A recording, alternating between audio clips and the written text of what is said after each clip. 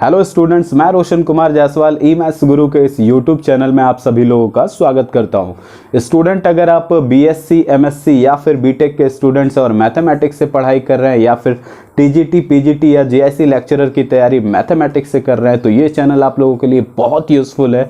तो अभी इस चैनल को सब्सक्राइब करिए और नोटिफिकेशन बेल को भी ज़रूर ऑन कर लीजिए ताकि हमारे द्वारा बनने वाले वीडियोज़ के अपडेट्स आप तक सबसे पहले पहुँच सके। तो चलिए शुरू करते हैं।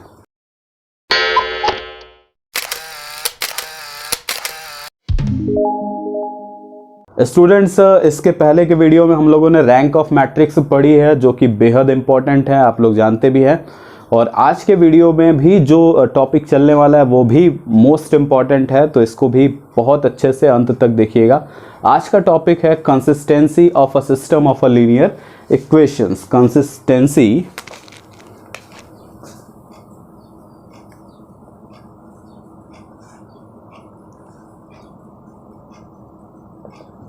consistency of a system of a linear equations।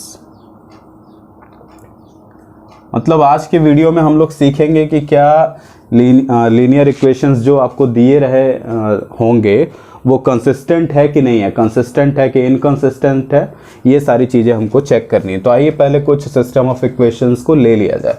तो सपोज करिए हम जो सिस्टम ऑफ इक्वेशन ले रहे हैं कुछ इस तरीके से ले रहे हैं, a11 x1, a12 x2, a13 x3 dot dot dot a1n xn is equal to b1। ये जानबूझ के कोएफिशिएंट्स ऐसे लिए गए ताकि मैट्रिक्स बनाते समय आपको कोई प्रॉब्लम ना आने पाए। और यहाँ पर कितने वेरिएबल्स हैं, तो n वेरिएबल्स है, यानी n अननोन्स हैं आपके पास। यहाँ पर नंबर ऑफ अननोन्स कितने हैं, n है।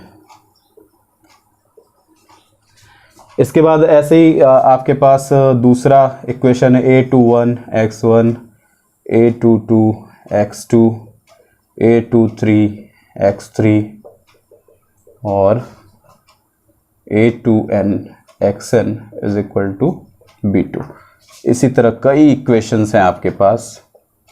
और लास्ट इक्वेशन है m1 equation, am1 x1, am2 x2, am3 x3 and dot dot dot amn xn is equal to bm।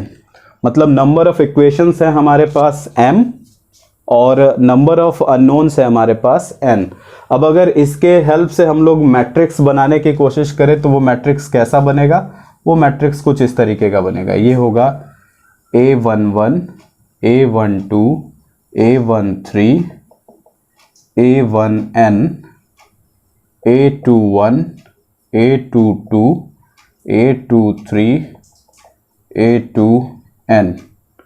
ठीक उसी तरीके से लास्ट इसका रो होगा am1 am2 am3 amn। अगर पूछे इस मैट्रिक्स का ऑर्डर क्या होगा तो इस मैट्रिक्स का ऑर्डर होगा m क्रॉस n, क्योंकि नंबर ऑफ रोज जो है वो m है और नंबर ऑफ कॉलम्स जो है वो n है। तो m क्रॉस n की मैट्रिक्स है। और यहां पर होगा आपके पास x1 x2 x3 dot dot dot xn, ये n क्रॉस 1 की मैट्रिक्स है। और यहाँ पर है आपके पास b1 b2 b3 b4 dot dot dot bm, ये m क्रॉस 1 की मैट्रिक्स है। वैसे भी आप देखिए m क्रॉस n और n क्रॉस 1 का मल्टीप्लाई करेंगे तो n और n गायब हो जाएगा, m क्रॉस 1 आपके पास बचेगा। अब इस मैट्रिक्स को अगर हम लोग कह दें A, और ये तो वेरिएबल्स वाला मैट्रिक्स है तो ये तो x है ही, और इसको कह दे B, तो ये आपका हो जाएगा सिस्टम ऑफ लीनियर इक्वेशंस। अच्छा, ये इक्वल टू में b1 b2 b3 है, इसलिए ये नॉन होमोजीनियस इक्वेशंस के बारे में हम लोग बात कर रहे हैं।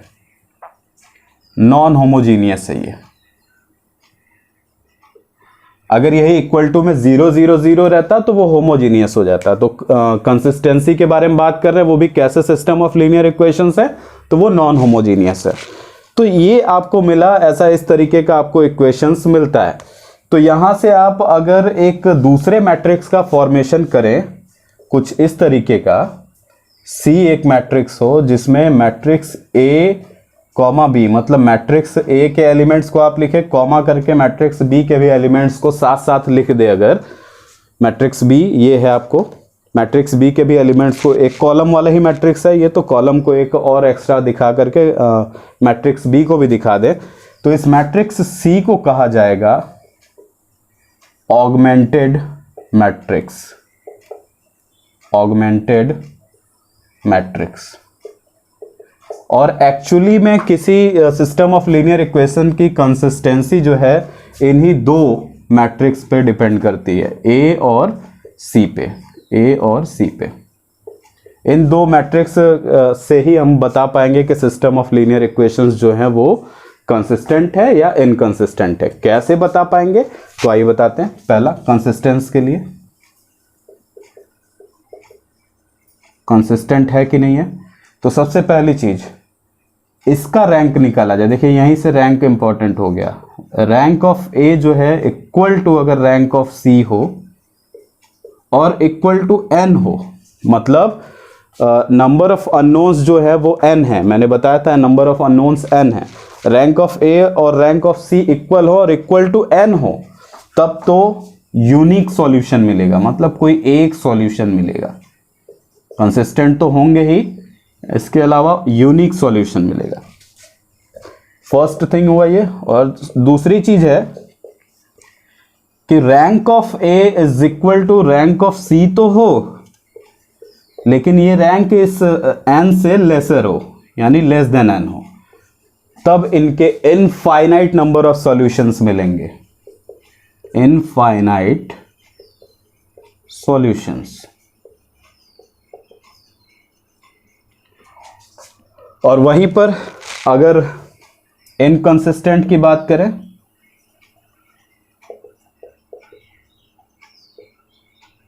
इनकंसिस्टेंट के लिए रैंक ऑफ ए जो होगा वो रैंक ऑफ सी के इक्वल नहीं होगा।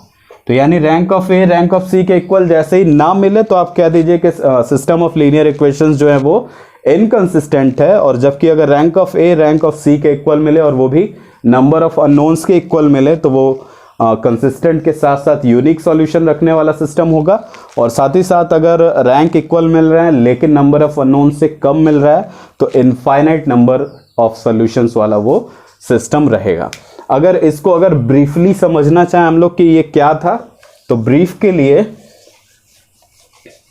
आइए आपको एक ब्रीफ दिखाते हैं।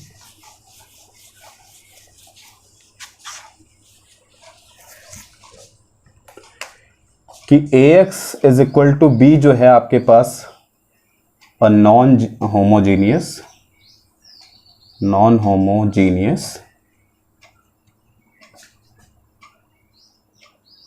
सिस्टम ऑफ लीनियर इक्वेशंस था।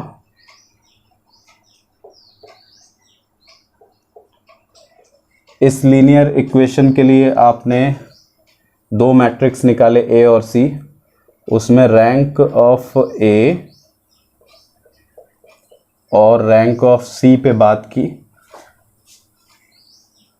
यहां से दो चीजें निकल के आपके सामने आई कि अगर रैंक ऑफ ए जो है वो रैंक ऑफ सी के इक्वल हो और यहां पर रैंक ऑफ ए जो है वो रैंक ऑफ सी के इक्वल ना हो। दो चीजें हो सकती है, या तो इक्वल रैंक होगा या तो नॉन इक्वल होगा। तो नॉन इक्वल होगा तो ये जो सिस्टम है वो इनकंसिस्टेंट हो जाएगा, जबकि अगर ये इक्वल हुआ तो सिस्टम कंसिस्टेंट हो जाएगा। कंसिस्टेंट में भी दो बातें होंगी। दो बातें क्या होंगी कि rank of A is equal to rank of C तो है, लेकिन ये नंबर ऑफ अननोन्स के इक्वल है, एन के इक्वल है। तो इसका मतलब है कि ये जो कंसिस्टेंट है ये यूनिक सॉल्यूशन रखेगा, जबकि रैंक ऑफ ए जो है वो रैंक ऑफ सी के इक्वल तो है लेकिन वो लेस देन n है, इसलिए ये इनफाइनाइट नंबर ऑफ सॉल्यूशंस रखेगा।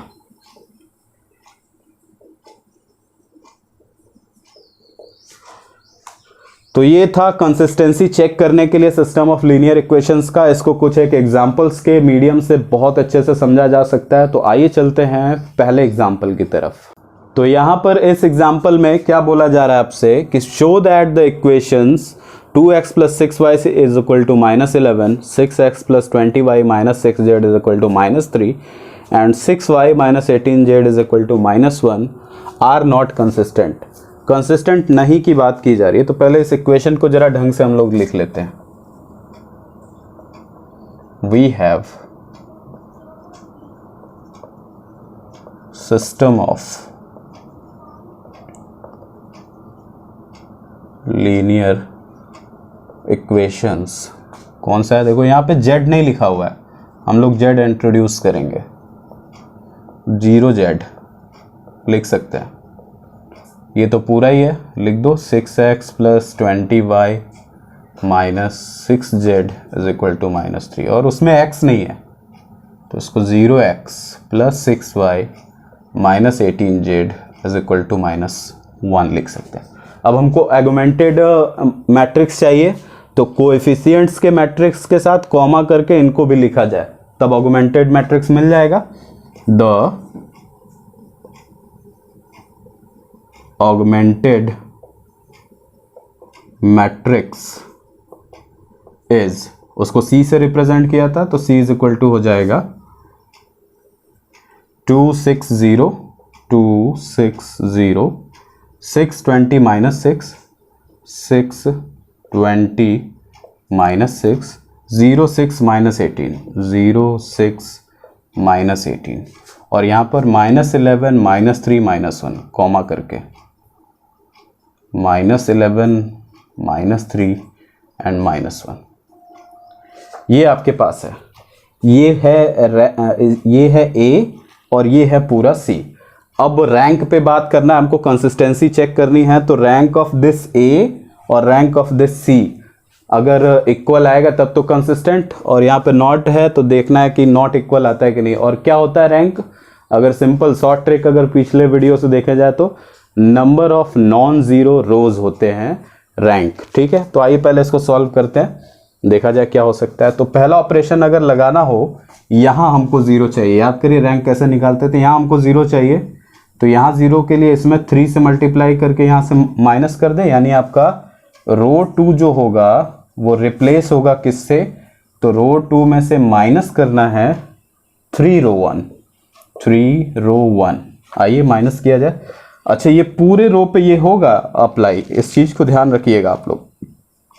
तो पहला रो तो वैसे ही लिख दीजिए 2 6 0, 11 और दूसरे रो को रिप्लेस करना है तो 6 - 6 इज इक्वल टू, तो 0 हो गया। 20 - 12 यहाँ सॉरी 18, 3 से मल्टीप्लाई किया, 3 6 18, ये 3 2 6, 3 6 18, 3 0 0 एंड 3 11 33। ये है 20 - 18 is 2, -6 - 0 is -6, -3 + 30 is 33 is 30,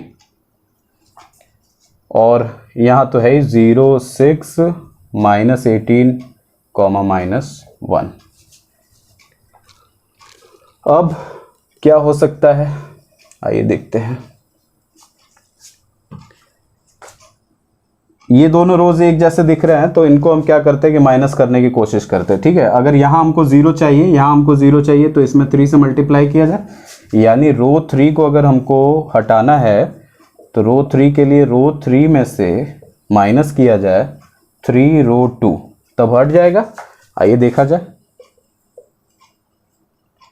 2 6 0, -11 and ये है 0 2 -6, 30।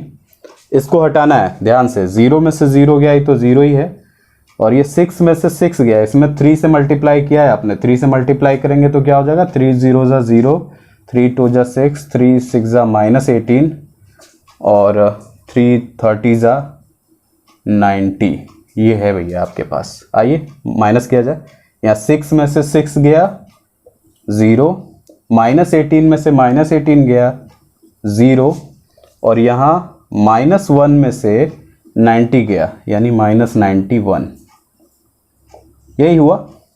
अब इससे ज़्यादा इसको रिड्यूस नहीं किया जा सकता, लेकिन यहाँ पर ज़रा देखिए, ये था matrix A, number of non zero rows तो है 2, यानी रैंक ऑफ ए की बात करें, अगर रैंक ऑफ ए की बात करें ये तो 2 हो गया, लेकिन इस पूरे सी की बात करिए, अगर इस पूरे सी को देख रहे हैं तो नंबर ऑफ नॉन ज़ीरो रोज कितने हैं, 1 2 3, ये भी नॉन ज़ीरो है क्योंकि यहाँ का एक एलिमेंट बचा हुआ है, यानी रैंक ऑफ सी की बात करें अगर तो ये है 3, यानी मैट्रिक्स ए का रैंक आया 2 और इस मैट्रिक्स सी का रैंक आया 3, यानी यहाँ पर हमको rank of A is not equal to rank of C मिला। और जब ऐसा मिल जाता है तो हम कह देते हैं कि सिस्टम इज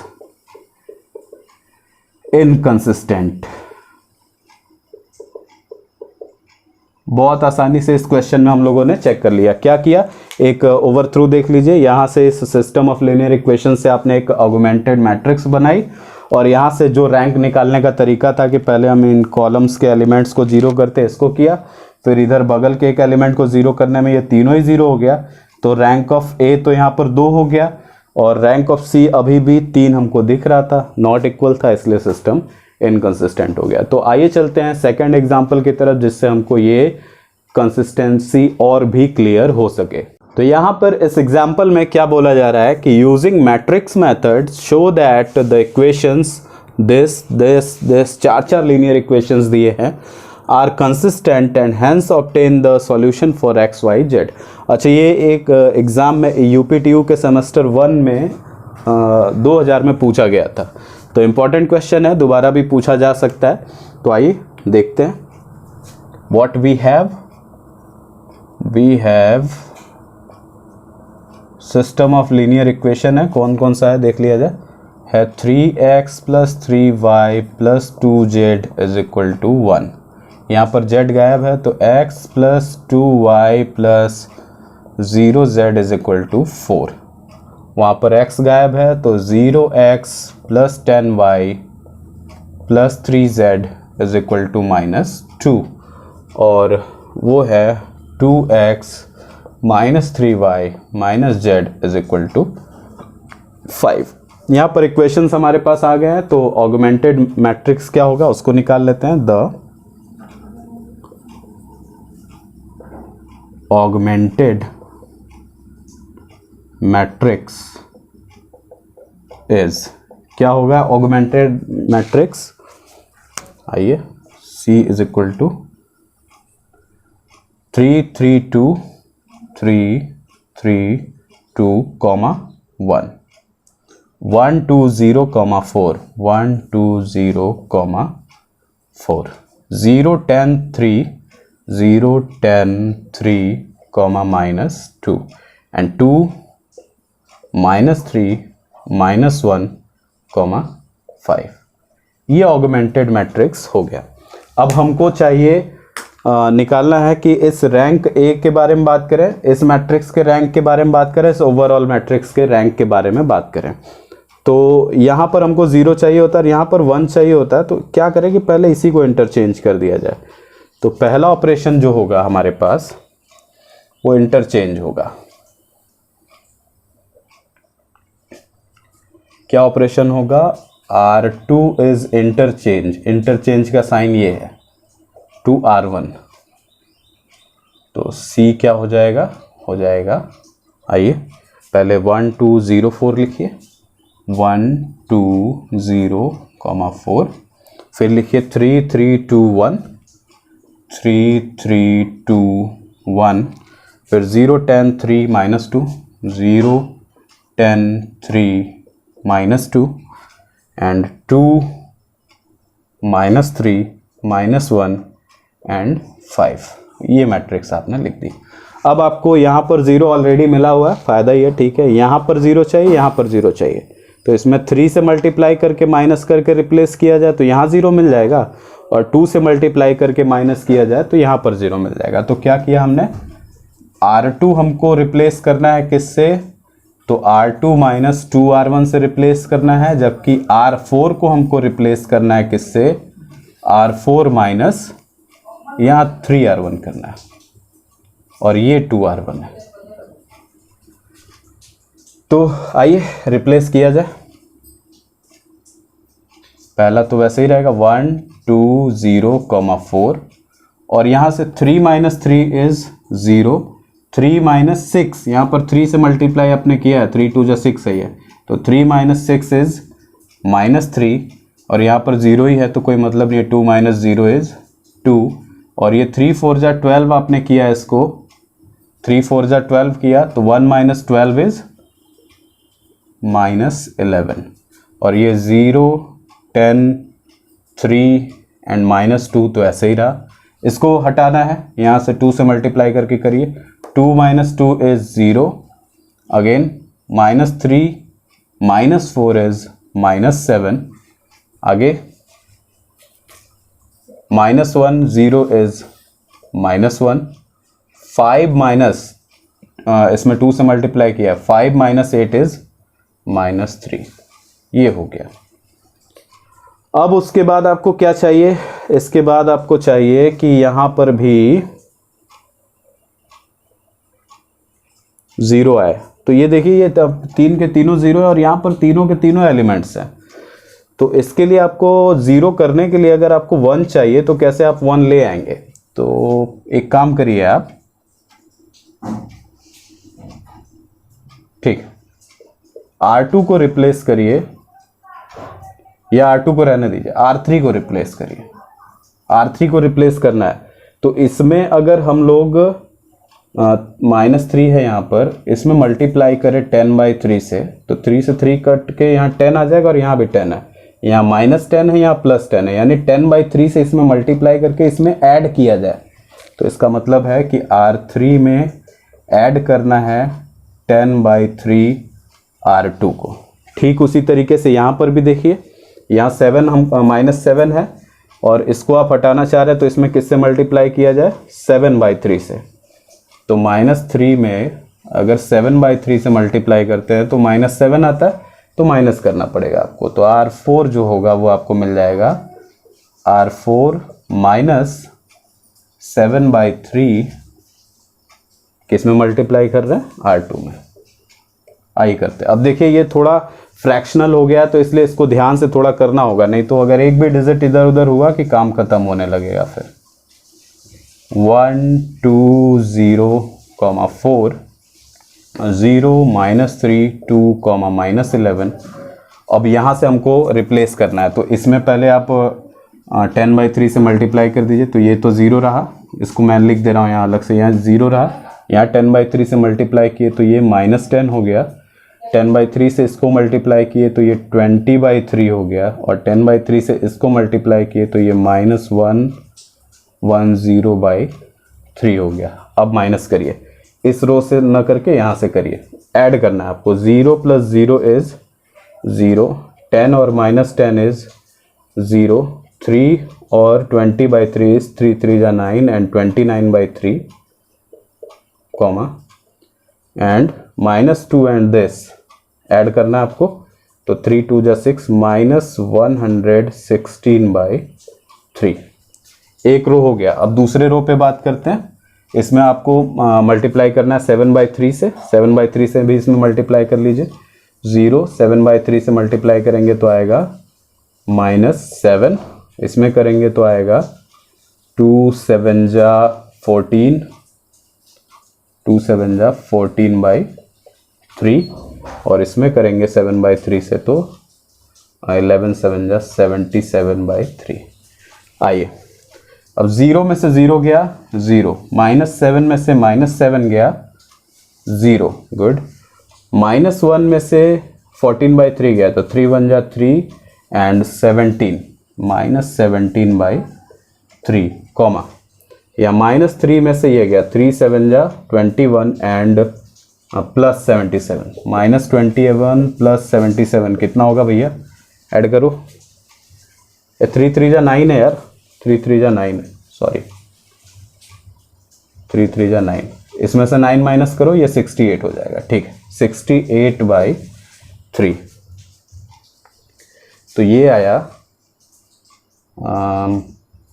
68/3।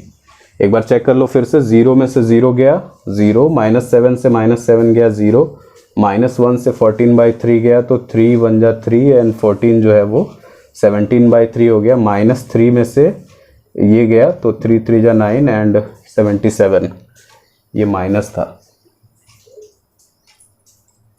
ये माइनस था, इसमें आपने 7/3 से मल्टीप्लाई किया। हाँ ठीक है, 68/3 करेक्ट है ये।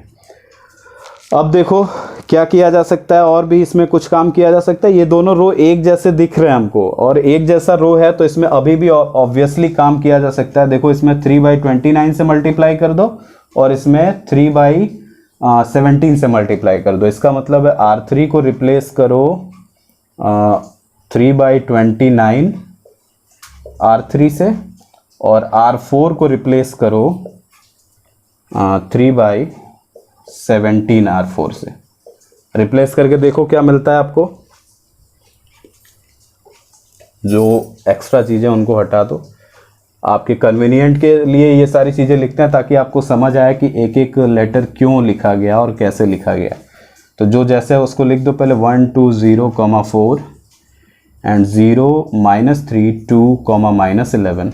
इसमें मल्टीप्लाई करेंगे 3/29 से, करो 0 0, 29/3 में 3/29 से करो मल्टीप्लाई, 1 हो जाएगा, ये 1 है। अब इसमें करो 116/3 इंटू 3/29 करो, 3 से 3 गया एंड 29 4 जा, यानी यहाँ -4 आपको मिलेगा। अगेन इसमें मल्टीप्लाई करो 3/7 से, तो ये 0 0, ये -1 होगा। और इसमें मल्टीप्लाई करोगे 3/17 से इंटू 3/17 करोगे तो 3 से 3 कैंसिल एंड 17 4 जा 68, यानी 4 आपको मिल गया। अब तो काम ही ख़त्म हो चुका है। इन दोनों को ऐड कर दीजिए, यानी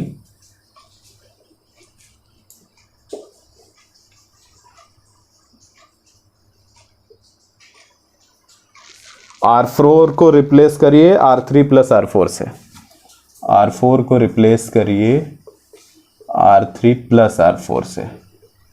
क्या मिलेगा आपको, देखिए R1 R2 R3 पहले लिख दीजिए, 1 2 0 4, 1 2 0 4 एंड अगेन 0 -3 2, 0 -3 2, -11।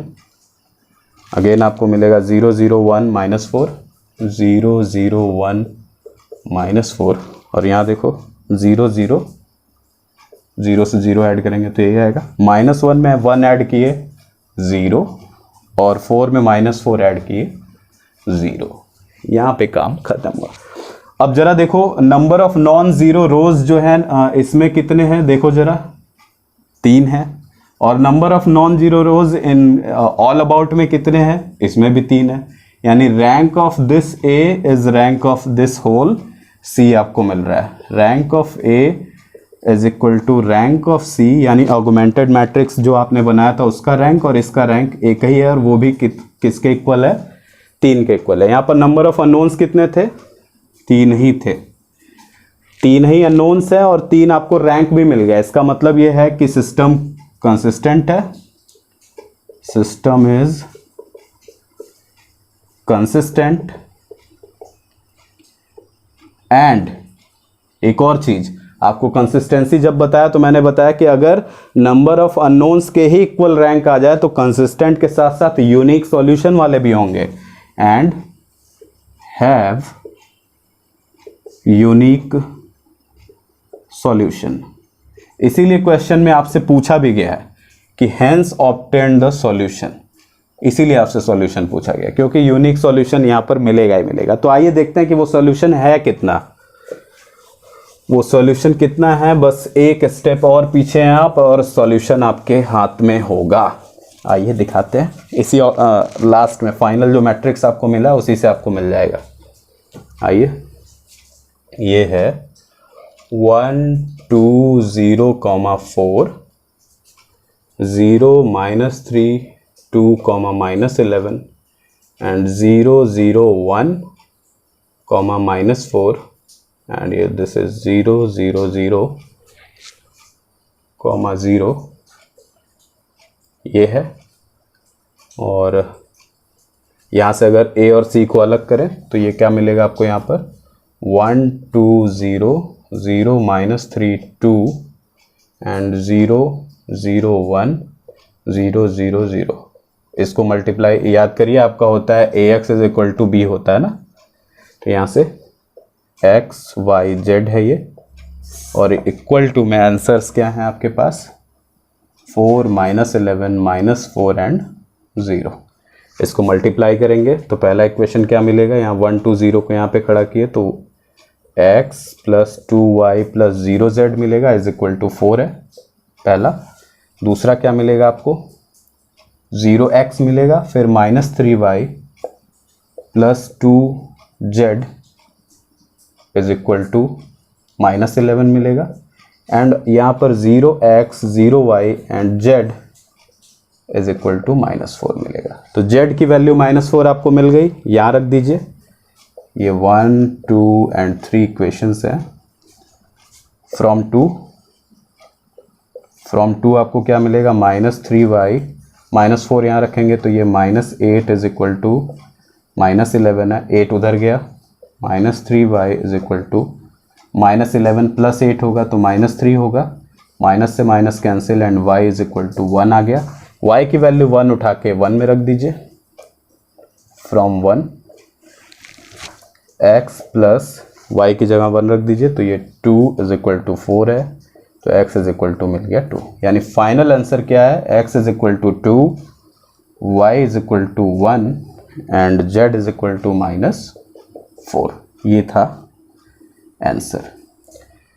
तो रैंक के हेल्प से आप सिंपली बता भी सकते हैं कि सिस्टम कंसिस्टेंट है कि नहीं है, और उसी के हेल्प से आप बहुत आसानी से बिना सॉल्व किए ये सॉल्यूशन भी ले सकते हो। वैसे अगर आप चेक करना चाहो तो चेक कर लो, इसको यहाँ पे रख के 2 रखने यहाँ पे, यानी ये 6 है प्लस ये 3 है, फिर 2z यानी 2 4 जा -8, तो 6 3 9 -8 इज इक्वल टू 1। इसी तरीके से इसमें भी रखोगे तो आपको सही से मिलेगा 2 + 2 इज 4, यहाँ भी रख लो 10 एंड -12 इज -2। तो इस तरीके से ये जो सॉल्यूशन हमारा आया है जो आपके सभी सिस्टम ऑफ लीनियर इक्वेशंस को सेटिस्फाई कर रहा है, मतलब हमारा सॉल्यूशन सही है। तो ये था consistency of system of linear equations पे based video. I hope you like and enjoy this video most. अगर आपने इस वीडियो को पसंद किया तो इसे लाइक करिए और दबा करके अपने दोस्तों के साथ इसे शेयर भी कर दीजिए ताकि उन्हें भी इस वीडियो का प्रॉफिट मिल सके। और मिलते हैं नेक्स्ट वीडियो में, तब तक के लिए थैंक यू।